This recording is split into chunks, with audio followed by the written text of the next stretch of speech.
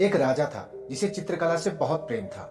एक बार उसने घोषणा की कि जो कोई भी चित्रकार उसे एक ऐसा चित्र बनाकर देगा जो शांति को दर्शाता हो तो वह उसे मुंह मांगा पुरस्कार देगा। निर्णय वाले दिन एक से बढ़कर एक चित्रकार पुरस्कार जीतने की लालसा से अपने अपने चित्र लेकर राजा के महल में पहुंचे। राजा ने एक एक करके सभी चित्रों को देखा और उसमें से दो चित्रों को अलग रखवा दिया। अब इन्हीं दोनों चित्रों में से एक को पुरस्कार के लिए चुना जाना था। पहला चित्र एक अति सुंदर शांत झील का था। उस झील का पानी इतना स्वच्छ था कि इसके अंदर की सतह तक दिखाई दे रही थी और उसके आसपास विद्यमान हिमखंडों की छवि उस पर ऐसे उभर रही थी मानो कोई दर्पण रखा हो। ऊपर की ओर नीला आसमान था जिसमें रुई के गोलों के समान सफेद बादल तैर रहे थे।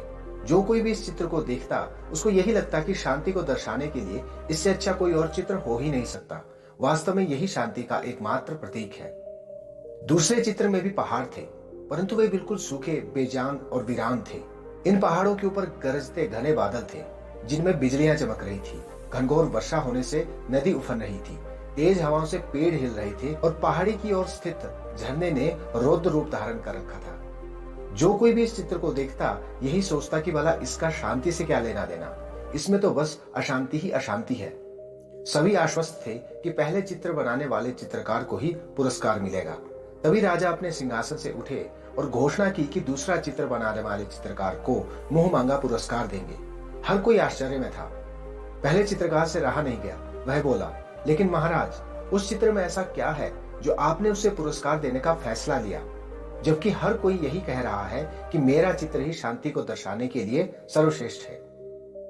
राजा ने पहले चित्रकार को अपने साथ चलने के लिए कहा।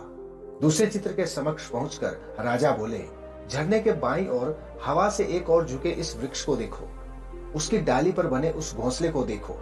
देखो कैसे एक चिड़िया इतनी कोमलता से, इतने शांत भाव एवं प्रेम पूर्वक तरीके से अपने बच्चों को भोजन करा रही है।